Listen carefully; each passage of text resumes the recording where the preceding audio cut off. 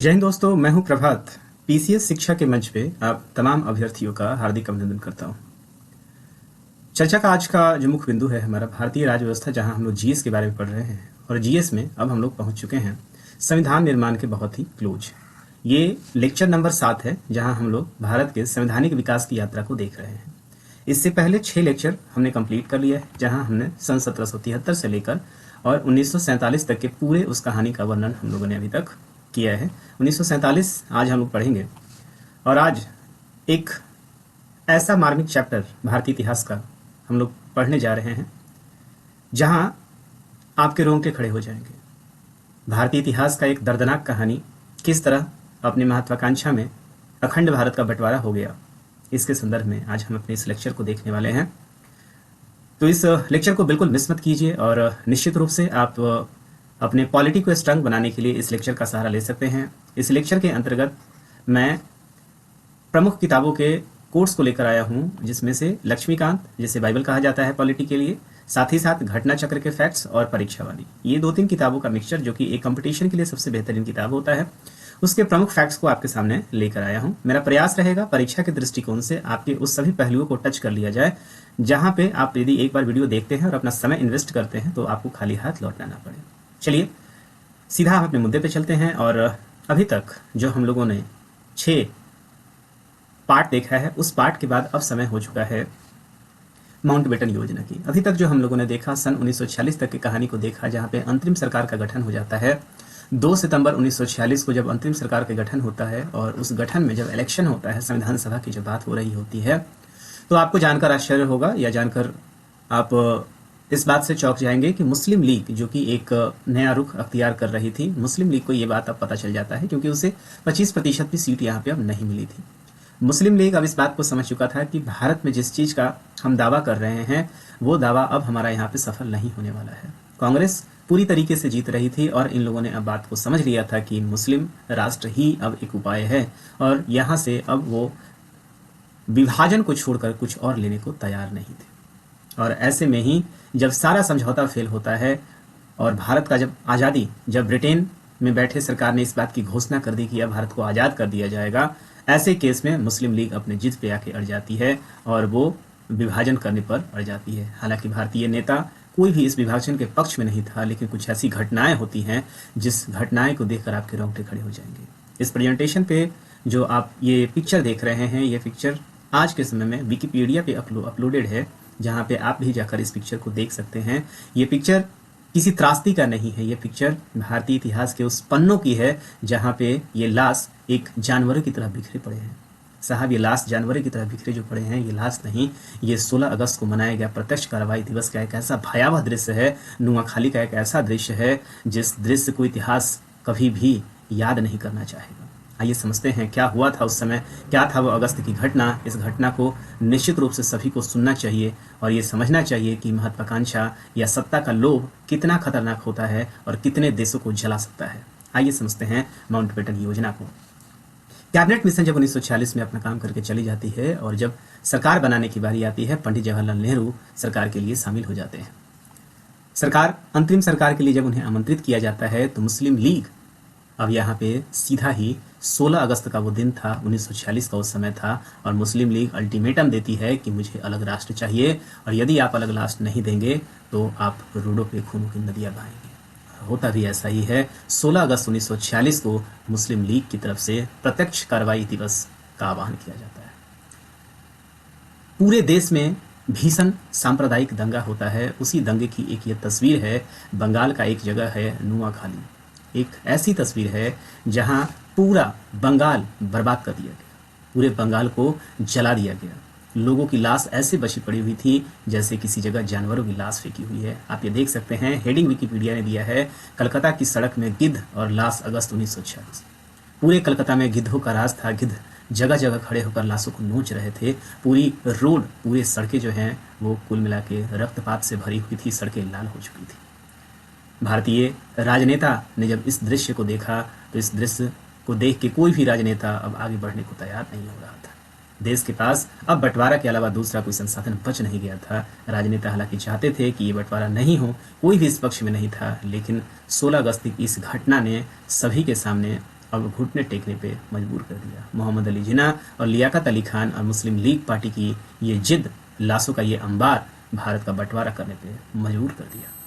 बाद में अंतरिम सरकार के शामिल होने पर गतिरोध उत्पन्न हो गया। संविधान सभा की प्रथम बैठक से मुस्लिम लीग अनुपस्थित रहती है और स्पष्ट हो गया इस बात से कि अब भारतीय एकता बनाए रखना संभव नहीं है। अखंड भारत अब अखंड भारत नहीं रह जाएगा।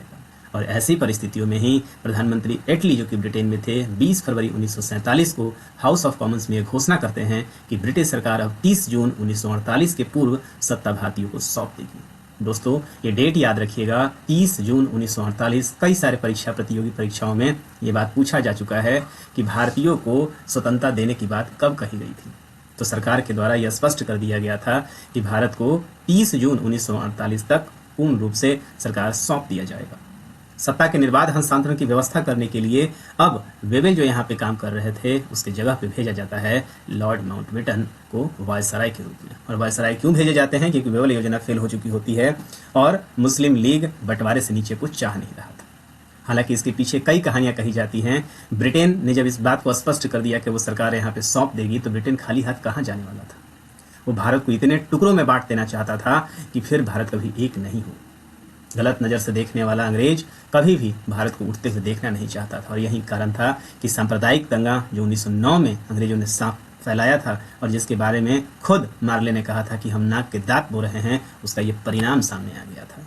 लॉर्ड माउंटबेटन जब यहाँ पे 24 मार्च 1947 को भारत का गवर्नर जनरल बनकर आता है, नेताओं से विचार विमर्श करने के बाद वो लंदन चला जाता है और वहाँ ब्रिटिश सरकार के सामने देश विभाजन की अपनी योजना को प्रस्तुत करता है। वहीं चाह रहा था, हालांकि आंतरिक रूप से कहा जाता है कि मुस्लिम लीग को प्रमोट करने में ब्रिटेन का बहुत बड़ा हाथ था। और यही कारण है कि आज़ादी के बाद भी एक लंबे समय तक ब्रिटेन ने पाकिस्तान का साथ दिया। 3 जून 1947 को अंततः माउंटबेटन ने अपनी नीति विषयक बयान जारी कर दी और ऐसे ही योजना को हम लोग, इसी योजना में भारत और पाकिस्तान का बंटवारा होता है, इसी योजना को हम लोग माउंटबेटन योजना के नाम से जानते हैं। 3 जून की इस योजना को माउंटबेटन के अलावा मनबाटन या बाल्कन प्लान के रूप में भी जाना जाता है। आरंभ में इस योजना का अब्दुल कलाम आजाद और गांधी जी ने घोर विरोध किया, किंतु जब कोई रास्ता यहाँ पे नहीं निकलता हुआ आया तो गांधी जी ने इस प्रस्ताव को स्वीकार करने की सलाह दी और इस योजना की पुष्टि के लिए आचार्य जेपी कृपलानी को आगे रखा गया। अब भारतीय नेताओं के पास कोई भी रास्ता नहीं बच चुका था। जेबी कृपलानी की अध्यक्षता में अंततः 14 जून 1947 को अखिल भारतीय कांग्रेस समिति की एक बैठक बुलाई गई, जो कि नई दिल्ली में होती है और इसमें गोविंद बल्लभ पंत, जो कि उत्तर प्रदेश के उसमें मुख्यमंत्री बने हुए होते थे, भारत विभाजन का प्रस्ताव प्रस्तुत करते हैं। अत्यंत ही हृदय विदारक एक घटना है। याद रखेंगे, क्वेश्चन कई बार पूछा जा चुका है कि भारत विभाजन का प्रस्ताव पहला कि कब पेश किया गया था, किसकी अध्यक्षता में पेश किया गया था, तो ये जेबी कृपलानी की अध्यक्षता में 14 जून को ये पेश किया गया था। दूसरी चीज़ ये है कि विभाजन का प्रस्तावना मौलाना अब्दुल कलाम आजाद, सरदार पटेल और जवाहरलाल नेहरू ने उसका समर्थन किया था। ना चाहते हुए भी देश अब बंटवारे के लिए मजबूर हो जाता है। खान अब्दुल गफ्फार खान, जो कि उन्हें सीमांत गांधी कहे जाते थे, कांग्रेस के नेता चौथराम भिटवानी, पंजाब कांग्रेस के अध्यक्ष डॉक्टर किचलू, पुरुषोत्तम दास टंडन, मौलाना हरिफुजान आदि ने भी इस बैठक के प्रस्ताव के विपक्ष में मतदान दिया। देखिए कैसी विडंबना है हमारे देश में कि ये जितने भी लोगों को आप देख रहे हैं, ये पश्चिम से संबंध रखते थे और बावजूद उसके ये नहीं चाहते थे कि वो भारत का बंटवारा हो। और जिसमें सबसे इंपॉर्टेंट नाम आता है खान अब्दुल गफ्फार खान का। इन्होंने विपक्ष में मतदान किया था, बावजूद उसके 16 अगस्त की जो वृतांत घटना घटी थी, उससे पूरा देश सहम चुका था। और ऐसी घटना फिर कहीं और ना हो जाए, फिर कहीं लाशों का और अंबार न देखना पड़ जाए। गांधी जी, जो इसके प्रबल विरोधी हुआ करते थे, अंततः गांधी जी ने भी घटना टेक दिया और जवाहरलाल नेहरू को कहा कि अब इसे स्वीकार कर लेना चाहिए, अब हमारे पास कोई दूसरा ऑप्शन नहीं बचा है। समझ सकते हैं कि वो दिन कैसा होगा, वो दर्द कैसा होगा। कांग्रेस द्वारा विभाजन प्रस्ताव अनुमोदित किए जाने का डॉक्टर सैफुद्दीन किचलू ने राष्ट्रवाद का संप्रदायवाद के पक्ष में समर्थन कहा था। कांग्रेस द्वारा जब इस विभाजन को स्वीकार किया जाता है तो प्रसिद्ध नेता डॉक्टर सैफुद्दीन किचलू ने अंततः इस बात को स्वीकार किया कि राष्ट्रवाद का संप्रदायवाद के पक्ष में समर्पण रहा। दोस्तों, हमारे इतिहास की एक ये ऐसी घटना है, राष्ट्रवाद और संप्रदाय के बीच का जो रिलेशन है, ये एक ऐसा रिलेशन हुआ जो बार बार हथियार के रूप में इस्तेमाल किया जाता है। और इस हथियार का इस्तेमाल यदा कदा राजनेताओं के द्वारा किया जाता है। जब जब देश संप्रदाय की आग में जलता है, तब तक इस वेपन की याद आती है। और पूरे देश में आप देखेंगे कि दो संप्रदायों के बीच में बांटने के लिए इस वेपन का इस्तेमाल किया जाता है। योजना के तहत प्रावधान यह था, ब्रिटिश भारत को 2 संप्रभु राष्ट्रों दैट इज भारत और पाकिस्तान में विभक्त कर दिया जाए। दोस्तों, अभी तक जो भारत अखंड भारत हुआ करता था, जिसकी सीमा अफगानिस्तान तक जाती थी पश्चिम में, अब उसके बीच में ये आप जो लाल लाइन देख रहे हैं, अंततः माउंटबेटन प्लान का नतीजा है। मोहम्मद अली जिन्ना और लियाकत अली खान के जिद का ये नमूना था। ये जो रेड लाइन देख रहे हैं, इसके लिए कमेटी बैठाई गई जिसको रेड क्लिफ लाइन के नाम से जाना जाता है। तो यहाँ पे दो तरह से आप देखें यहाँ पे कि जो बंटवारा हुआ, उस बंटवारा में दो जगह से बंटवारा होने का प्रावधान रखा गया। एक पश्चिम की तरफ, जहाँ पे आप देखेंगे कि दो संप्रभु राष्ट्र भारत और पाकिस्तान का विभक्त किया जाना था, तो पंजाब तथा बंगाल में विभाजन को लेकर जनमत सभा कराए जाने की बात कही गई थी। तो ये यहाँ पे आप देख सकते हैं, ये वाला हिस्सा जो है यहाँ पे, और पंजाब के हिस्से में जनमत संग्रह की बात कही गई थी। इसके अलावा देसी रियासतों को अपनी इच्छा के अनुसार भारत और पाकिस्तान में शामिल होने की छूट दे दी गई थी और उनकी सर्वोच्चता का अधिकार उन्हें वापस लौटा दिया गया था। अब यहाँ पे देसी रियासतों को छूट दे दिया गया था कि आप चाहे जहां भी रहें, कोई दिक्कत नहीं है।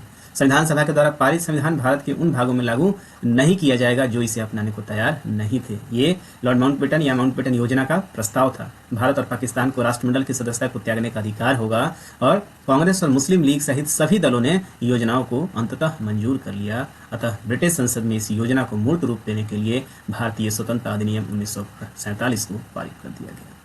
तो माउंटबेटन जो प्लान आता है भारत में, ये मुख्य रूप से एक डिवीजन का प्लान था। वेवेल आते हैं और वेवेल की जगह पे जब माउंटबेटन यहाँ पे आते हैं तो अंततः वो डिवीजन का प्लान लेकर आते हैं। इसीलिए भारत जो माउंटबेटन प्लान है उसको कई जगह मनबाटन प्लान के नाम से जाना जाता है, और उसी को बाल्कन प्लान के नाम से भी जाना जाता है। भारत और पाकिस्तान के बीच में बॉर्डर को निर्धारित करने के लिए कमेटी गठित की गई, जिस कमेटी को हम रेड क्लिफ कमेटी के नाम से जानते हैं, रेड क्लिफ समिति के नाम से जानते हैं। इसलिए भारत और पाकिस्तान के बॉर्डर को रेड क्लिफ लाइन के नाम से भी संबोधित किया जाता है।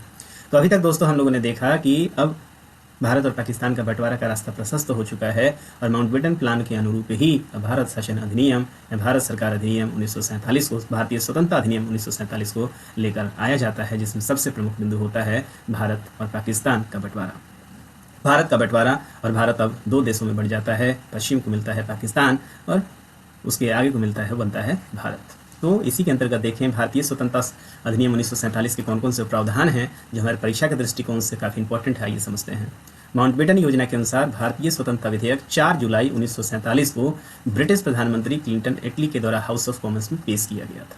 बहुत इंपॉर्टेंट फैक्ट है, ये डेट याद रखते रहिएगा, 4 जुलाई 1947। हाउस ऑफ कॉमन्स के द्वारा 15 जुलाई 1947 को तथा उसके अगले दिन हाउस ऑफ लॉर्ड्स में इसको पारित कर दिया जाता है। तो जरा देखें आप, ये 4 जुलाई से प्रक्रिया शुरू होता है, 15 जुलाई को वहाँ पारित कर दिया जाता है, और अंततः आप देखेंगे 18 जुलाई 1947 को राजकीय स्वीकृति इसको प्राप्त कर दी जाती है। और ये क्वेश्चन कई बार पूछा जाता है कि भारत और पाकिस्तान के बंटवारे के लिए जो बिल लाया गया था, अंततः स्वीकृति कब प्राप्त हुई थी, तो याद रखिएगा वो समय था 18 जुलाई 1947 को ये पूरा का पूरा जो प्लान था उसको स्वीकृत कर दिया गया था। और इसके अंतर्गत क्या प्रावधान किया गया था, ये समझते हैं। सबसे पहला प्रावधान किया गया था कि भारत 15 अगस्त 1947 को 2 डोमिनियन राज्य पाकिस्तान और भारत की स्थापना की जाएगी। दोनों राष्ट्र के लिए पृथक पृथक गवर्नर जनरल की नियुक्ति की जाएगी। भारत में माउंटबेटन गवर्नर जनरल बनते हैं तथा पंडित जवाहरलाल नेहरू प्रधानमंत्री बनाए जाएंगे, जबकि पाकिस्तान में मोहम्मद अली जिन्ना गवर्नर जनरल बनाए जाते हैं और लियाकत अली को प्रधानमंत्री बनाया जाता है। इस प्रधानमंत्री और गवर्नर जनरल बनने का एक ऐसा मोह जिसने 2 अखंड भारत को टुकड़ों में बांट दिया, इतिहास कभी भी नहीं भूलेगा। और एक ऐसा आग लगाया गया जिस आग को आज तक शांत नहीं किया गया, और ये और किसी की देन नहीं है, ये सिर्फ ब्रिटेन की देन है। दोनों देशों के लिए अलग संविधान सभा के गठन की बात कही गई, और वर्तमान संविधान सभा ही नए संविधान को बनने और लागू होने तक विधानमंडल के रूप में जारी रहेगा। 1935 के एक्ट के तहत ये काम करेगा। अब समस्या यहाँ पे ये थी कि देश जब आज़ाद हो जाएगा तो यहाँ पे सरकार कैसे चलेगी। प्रश्न ये था, चूंकि चुनाव जब तक हमारा संविधान बनकर तैयार नहीं होता है तब तक चुनाव नहीं होगा, तो ऐसे में ये कहा जाता है कि संविधान सभा के रूप में जिसे चुना गया था उसी पार्टी को कंटिन्यू कराई जाएगी, और वो तब तक इस सरकार को, ये जो अंतरिम सरकार है उसको कंटिन्यू करेगी जब तक कि हमारा संविधान बनकर तैयार न हो जाए। आगे देखते हैं, देशी रियासतों को भारत या पाकिस्तान किसी भी अधिराज्य में शामिल होने की छूट रहेगी। एक ऐसा पॉइंट है जिस पॉइंट के अंतर्गत ब्रिटेन, या आप देखेंगे कि अंग्रेजों की पूरी मानसिकता या पूरी नीयत जो है वो स्पष्ट होकर दिखती है। आपको जानकारी के लिए बता दें कि जिस समय इस बात का दावा किया जा रहा है कि भारत जो अधिराज्य होंगे, जो देसी रियासत होंगे, उसको ये स्वतंत्रता होगा, आपको जानकारी के लिए बता दें कि उस समय भारत में देसी रियासतों की संख्या 550 से भी ज़्यादा थी। अब आप समझिए कि यदि देसी रियासतों को स्वतंत्र कर दिया जाएगा तो भारत कितने टुकड़ों में बढ़ जाता। लेकिन अंग्रेजों के इस मंसूबों को सरदार वल्लभ भाई पटेल ने कामयाब नहीं होने दिया। ब्रिटिश क्राउन का देसी रियासतों पर से प्रभुत्व समाप्त कर दिया गया और भारत मंत्री का पद अब समाप्त हो गया था।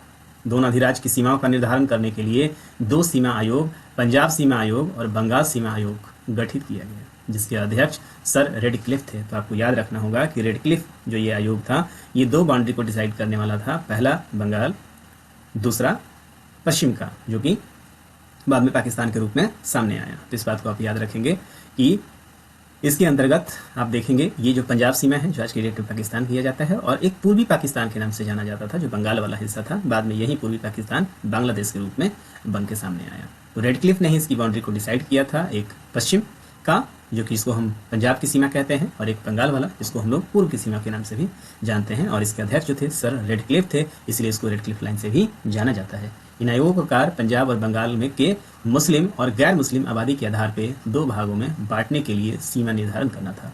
तो जिस आधार पे ये बंटवारा हुआ है, वो जो आधार था वो केवल संप्रदाय था। और संप्रदाय में भी क्या था कि जनसंख्या में ये कहा गया कि हिंदू और मुस्लिम, तो जो मुस्लिम हैं उनके लिए पाकिस्तान नाम के एक देश का निर्माण हुआ, और इसमें कहा गया कि सारे जो मुसलमान हैं वो अपने स्वेच्छा से पाकिस्तान में चले जाएं। दोनों राष्ट्र अपनी संविधान सभा में अपने लिए संविधान का निर्माण करेंगे और उन्हें कॉमनवेल्थ राष्ट्रमंडल से पृथक होने का अधिकार होगा। इस बात को आप याद रखेंगे कि दोनों राष्ट्र के लिए संविधान सभा का गठन हो जाता है। पूर्वी बंगाल, पश्चिमी पंजाब, सिंध, पश्चिमोत्तर सीमा प्रांत, जिसको हम लोग NWFP कहते थे, और असम का सिलहट जिला पाकिस्तान में तथा शेष भारत को मिला यहाँ पे। अब आपको जानने की बात यह है कि भारत का जो पूर्वी हिस्सा था, पूर्वी हिस्सा का कौन सा हिस्सा था जो पाकिस्तान के हिस्से में गया? तो इसको पाकिस्तान को देने वाला हिस्सा जो था पूर्वी बंगाल था। पूर्वी बंगाल आप देखेंगे ये वाला हिस्सा, बंगाल का ये वाला हिस्सा जहाँ पे मुस्लिम की आबादी सबसे ज़्यादा थी।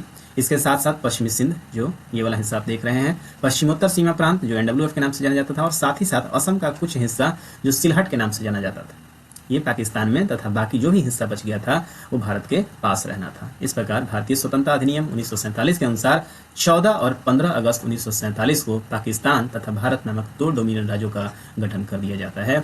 14 अगस्त 1947 को पाकिस्तान का गठन होता है, और 15 अगस्त 1947 को आप देखेंगे कि भारत का यहाँ पे स्वतंत्रता दिवस मनाया जाता है।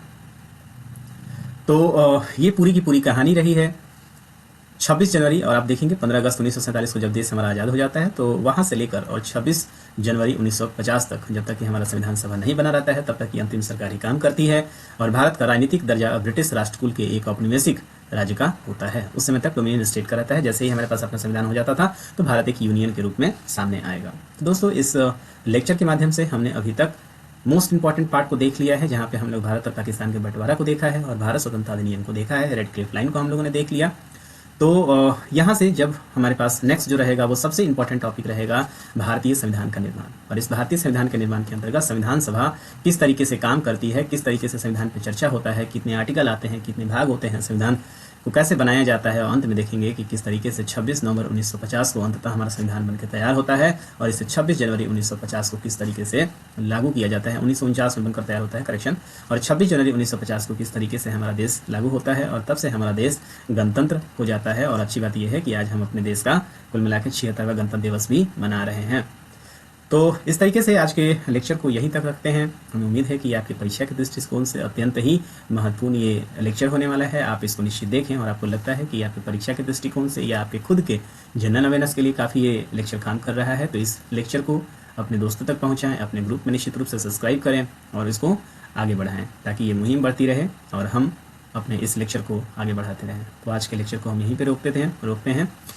मैं मेरे साथ हमारे टेक्निकल टीम के रूप में हैं श्रीमान अक्षय चौरसिया, और हम लोग आपसे अगले लेक्चर में करेंगे, जहां इस पूरे चैप्टर का सबसे इंपॉर्टेंट भाग हम लोग पढ़ेंगे, संविधान का निर्माण। तो दोस्तों, स्टे ट्यून, मिलते हैं आपसे अगले वीडियो में। तब तक के लिए जय हिंद। आप अपनी तैयारी को कंटिन्यू रखिए, और ढेर सारा शुभकामनाएं आपके अपने परीक्षा आने वाले आगामी परीक्षाओं के लिए। तब तक के लिए जय हिंद।